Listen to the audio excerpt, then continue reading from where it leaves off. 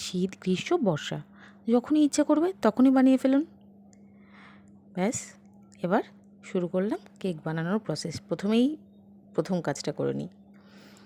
যে বাসনে বেক করতে দেবো সেই বাসনটাকে ভালো করে গ্রিস করে ভেতরে একটা বাটার পেপার বসিয়ে দিয়েছি। এবার একটা পাকা কলা নিয়ে নিয়েছি। এদিকে আমাকে কেক বানাতে দেখলে আরেকজন তো অধৈর্য হয়ে যায়, কতক্ষণে কেকটা হবে। 5 থেকে আর সরছে না। এবার একটা পাকা মালভোগ কলাকে আমি পেস্ট করে নিলাম। 1/2 কাপ চিনিকে আমি গুঁড়ো করে রেখেছি, সেটাও দিয়ে দিলাম। 1/2 কাপ টক দই, আর তার সঙ্গে 1/4 কাপ সাদা তেল। আপনারা চাইলে বাটার দিতে পারেন। আর দারচিনি গুঁড়ো নিয়ে নিয়েছি 1/4 চামচ। একটু লবণ দিয়ে দিয়েছি। এবার দেখুন আমাকে হেল্প করছেন।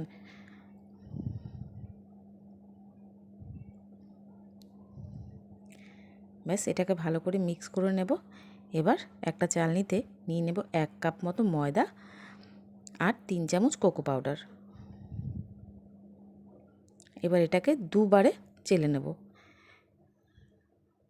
এবার এটাকে কাট অ্যান্ড ফোল্ড করে মিক্স করব।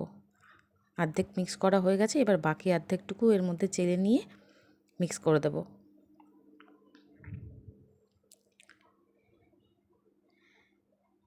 এবার দিয়ে দেব রেগুলার চামচেরই 1/2 চামচ বেকিং পাউডার, তার 1/2 বেকিং সোডা।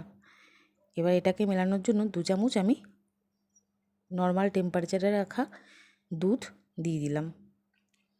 এবার কিছুটা চকলেট আমি এখানে কেটে রেখেছিলাম, হোয়াইট চকলেট আর এমনি কোকো চকলেট, মিল্ক চকলেট।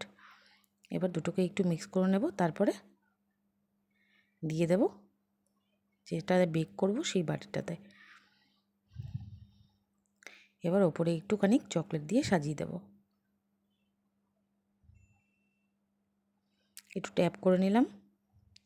এবার 5 মিনিট ধরে গরম করা কড়াইয়ের ভেতরে আমি একটু লবণ আর একটা স্ট্যান্ড বসিয়ে দিয়েছিলাম। এবার এর ভেতরে আমি কেকটা বসিয়ে দিয়ে 40 মিনিট মিডিয়াম আঁচে দম দিয়ে নিলাম। ব্যাস, হয়ে গেছে। দেখুন চাকুটা একদম ক্লিয়ার। এবার ঠান্ডা করে নেব। ঠান্ডা করে কিন্তু ডিমোল্ড করতে হবে। বাটার পেপারটা সরিয়ে দিলাম। দেখুন একদম পারফেক্ট কেক হয়েছে। ভীষণ ইজি, একবার অন্তত ট্রাই করবেন, খুব ভালো হয় খেতে। সবসময় কি আর দোকানের কেক খেতে ভালো লাগে? কখনো কখনো নিজের বাড়িতে নিজের হাতে বানিয়ে খেতেও কিন্তু বড্ড ভালো লাগে, আর খাওয়া